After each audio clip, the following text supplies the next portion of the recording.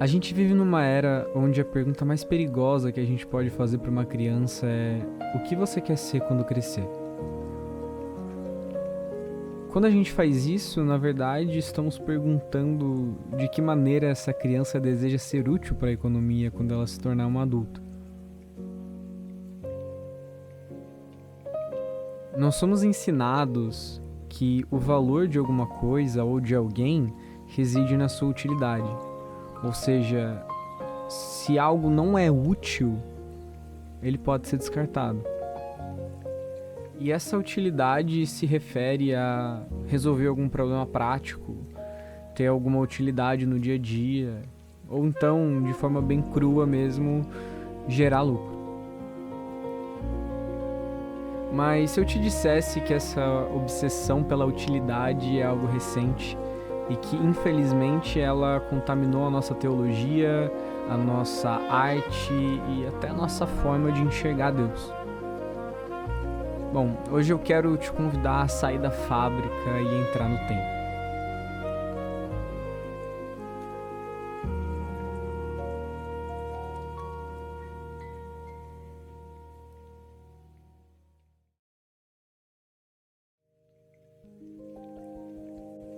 Até a Revolução Industrial, a palavra arte e a palavra técnica significavam praticamente a mesma coisa. O sapateiro, ele não apenas criava um artefato com a função e utilidade de cobrir os pés. Ele desenhava, ele recortava, ele muitas vezes fazia processos manuais que eram refinados e muitas vezes talvez não fossem específicos para uma utilidade, mas apenas por teor estético. Existia uma conexão sagrada, digamos assim, entre o criador e o seu objeto. Os gregos chamavam a habilidade de fazer de técnica. Quando usavam essa palavra, eles se referiam à habilidade de fazer qualquer coisa com as mãos, seja esculpir uma escultura ou fazer uma mesa de madeira, algo desse tipo. Quando os romanos traduziram essa palavra, eles traduziram como ars, que futuramente foi virar arte. Então, durante séculos, a palavra ars foi usada para se referir da mesma maneira às coisas que os gregos se utilizavam com a técnica. Então existia a ars da medicina, a ars da biologia, a ars da ciência, a ars da pintura, a ars da música e assim por diante. A arte não era sobre a expressão da alma de quem está criando, mas sobre uma execução técnica primorosa. Por volta de 1750, os intelectuais europeus começaram a categorizar os serviços humanos em duas prateleiras. A primeira, as artes mecânicas, elas se referiam a coisas que eram utilizadas na rotina e serviam ou para uma utilidade de trabalho ou para um conforto, como a sapataria, a carpintaria, a tecelagem. Em segundo, as belas artes, que tinham como único fim a sua própria beleza e um senso estético de quem observa. A pintura, a escultura, a música.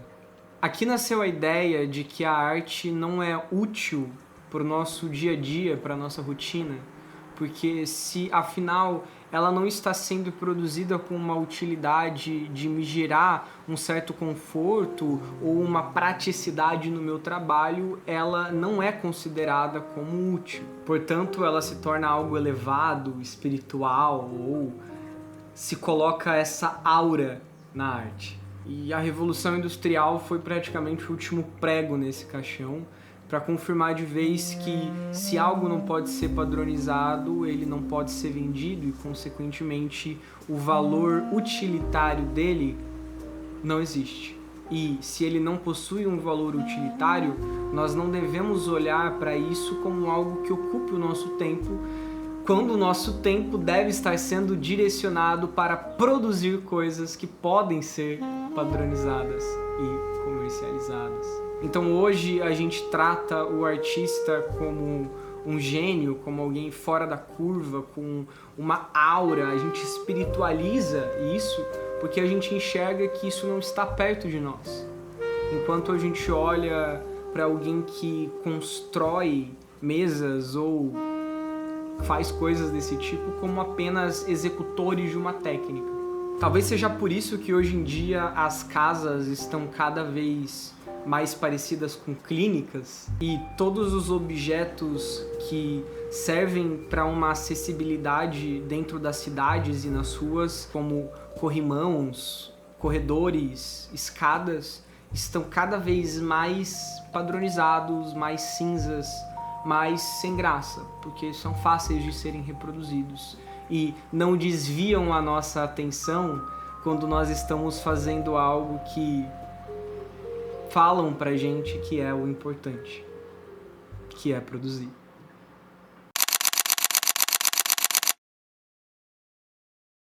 E o problema é quando essa mentalidade começa a entrar dentro da igreja. Quando isso acontece, a gente começa a enxergar o evangelho como um produto e a evangelização como a venda desse produto. A gente acaba esquecendo da operação do Espírito Santo nos milagres, na conversão, nas missões e acha que a nossa utilidade é o que vai fazer as coisas se moverem, as coisas acontecerem. E não só num sentido ministerial, mas no sentido também da nossa vida, das coisas pessoais relacionadas à família, trabalho. A gente enxerga tudo como um produto a ser utilizado, a ser alcançado. E se temos metas que não cumprem esse papel utilitário, essas metas elas são ignoradas, elas são desencorajadas. Passamos a fazer coisas apenas para chamar a atenção pelo que estamos fazendo. Isso entra um ciclo e a gente está fazendo as coisas por um fim delas mesmas. E o problema disso tudo começa em Gênesis 1. A gente tende a interpretar Deus como se ele fosse um operário numa linha de produção, construindo as coisas do mundo dia após dia, peça por peça, momento por momento. Mas alguns teólogos, eles nos trazem sugestões de como interpretar isso de uma maneira muito mais bela e amorosa, como Deus é realmente. Se a gente para analisar Gênesis como uma poesia, a gente começa a perceber que existem padrões rítmicos e frases repetidas que tornam esse texto como uma ode, como um hino a Deus. A frase "e disse Deus" ocorre 10 vezes, e foi assim 7 vezes, e viu Deus que isso era bom também 7 vezes, e passou-se tarde e manhã 6 vezes.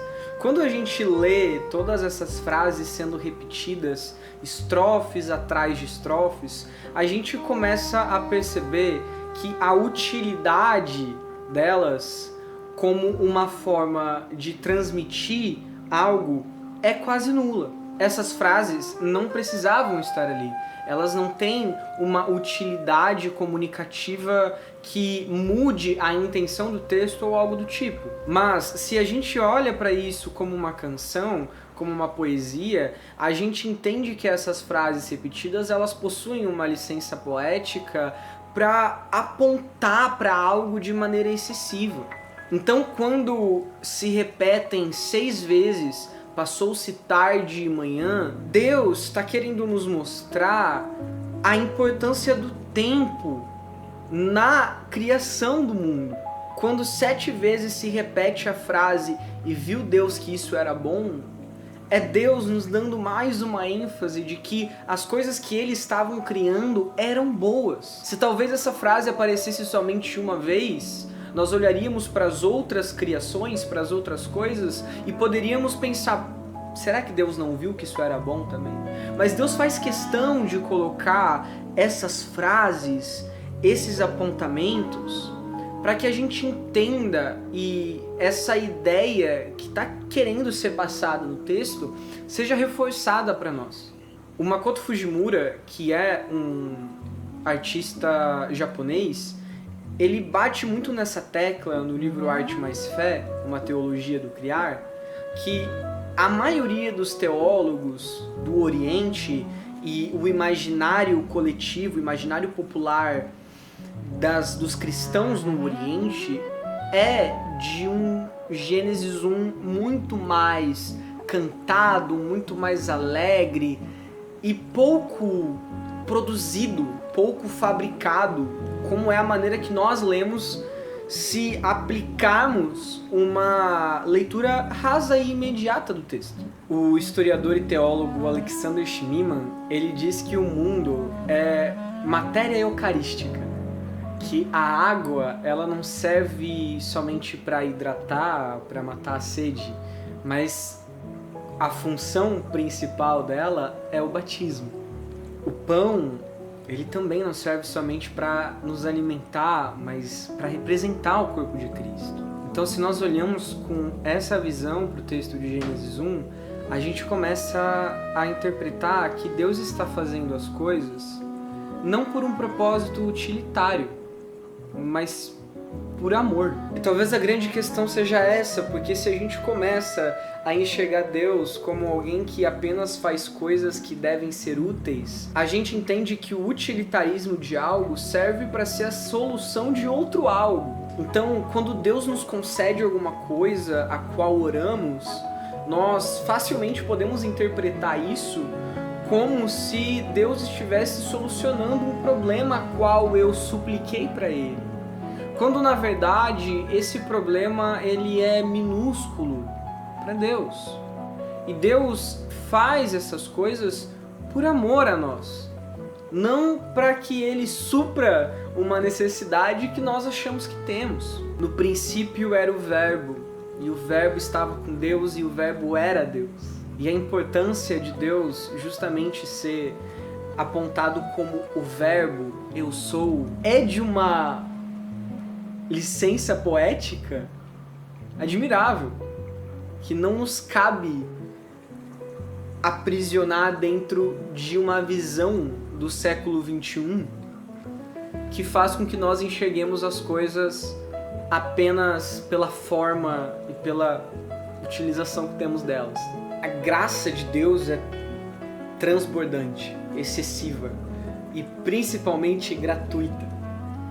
Se não fosse assim, Deus não colocaria lindas flores e plantas no fundo do mar onde ninguém vê. E quando a gente começa a enxergar a beleza e a graça de Deus nessas coisas pequenas, a nossa relação com Ele vai ficando muito mais sincera do que quando eu tô orando por algo grandioso e acho que Deus não tá olhando por isso. Mas nós não percebemos que o povo de Israel demorou 40 anos para chegar na Terra Prometida.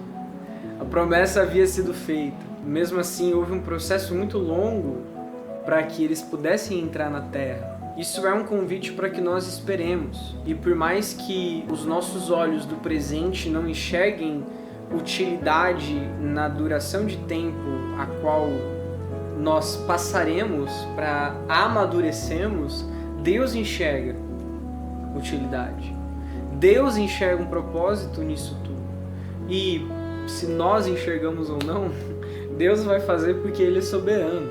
Sabe, quando Judas criticou Maria por desperdiçar, entre aspas, o perfume nos pés de Jesus, ele resume o lindo ato de Maria numa visão que supostamente ele tinha de ser uma pessoa que se importa com os mais pobres, com os carentes, com os humildes.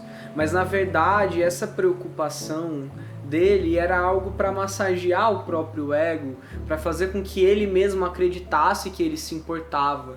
Então a utilidade das coisas, ela está muito explícita ao nosso ser, ao nosso ego, ao nosso ver das coisas, para como nós iremos nos beneficiar daquilo. Enquanto Jesus fala para ele: Judas, você está errado. Para Judas é como se Maria estivesse desperdiçando. Para Jesus foi um ato de adoração lindo. Para Judas era como se Maria estivesse deixando de ajudar os mais necessitados. Para Maria era tudo naquele momento. ela estava dando o melhor de si para Jesus, da maneira mais serviçal possível. O Makoto Fujimura vai dizer na Teologia do Criar que nós somos convidados a co-criar com Deus rumo à nova criação. Então, nós que somos artistas, devemos criar as coisas não pensando neste mundo, mas pensando na nova criação. E como as coisas que nós estamos criando para este mundo apontam para a nova criação, onde nós seremos um povo só, o povo de Deus, mas onde todas as tribos, línguas e nações estarão juntas, louvando a Deus como uma nação só. Então, se você é artista, a sua missão é apontar para este mundo o que será a nova criação. Esse é o convite que o Makoto faz pra gente, para que os nossos olhos estejam lá, depois que Jesus voltar, apontando para lá, mencionando lá, fazendo com que lá seja visto como o melhor lugar onde nós queremos estar. Para que o mundo, que às vezes não entende e não ouve o Evangelho, veja o Evangelho de Jesus através das nossas obras de arte. Esse é o convite que eu faço para você hoje. Se você gostou desse vídeo, eu te convido a se inscrever no canal e assistir os outros vídeos que eu já fiz relacionando arte, Bíblia, religião, cultura, teologia e todas essas questões. Então, se você gosta desses assuntos, se inscreva no canal, deixe seu gostei e compartilha para quem gosta também. Valeu!